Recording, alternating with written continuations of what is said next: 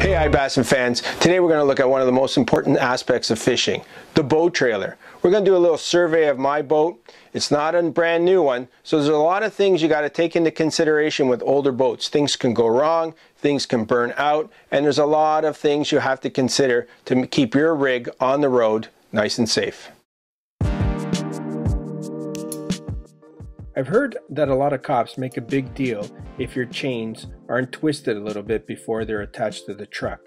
Now, one, it's safety, but two, it's a good idea to do it because if you have a low-riding truck or a minivan, you don't want those chains dragging on the highway. Everyone's seen that. It's a disaster.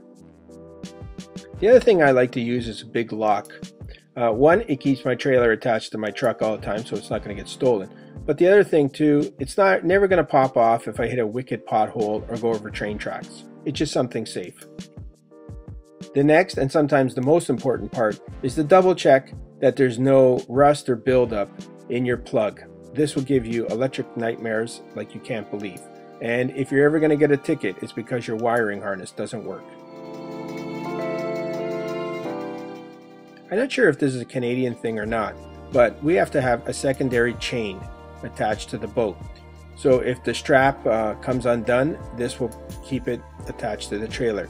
If your state doesn't require it or your province doesn't require it, I really think it's a good idea. I've never had a strap fail, but I have had it come undone. Now, if you look closely, you'll notice that my bow eye is really far away from where it should be. I was in a really shallow ramp the other day. I know, it more or less was a dirt road that just fell into the lake. It was super shallow and I couldn't get it up on the trailer far enough. I winched. If I really wanted to, I should have just backed it up a little further and rammed it back in. But I'm sure if I take that strap off, I'm going to have a lot of play. So make sure everything is tight and secure before you hit the road. My little quarantine project was to put new lights on. My old one ended up with a crack and the wiring somehow got corroded and it made me nuts. Sometimes it would work, sometimes it wouldn't, and it always made me nervous when I drove home late at night. So these I got on Amazon. They were about 30 bucks. I should have bought locally, but none of the marinas were open. So this is a good investment, and if you're ever going to have a problem with a cop, it's about your lights. I've always been a big fan of these motor mates.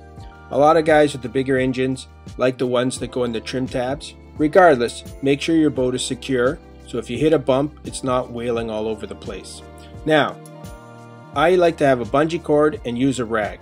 The bungee cord keeps everything secure and the rag prevents any scuffs. One thing I never pay attention to are these straps, but this year I noticed one's cut and it's time for a replacement.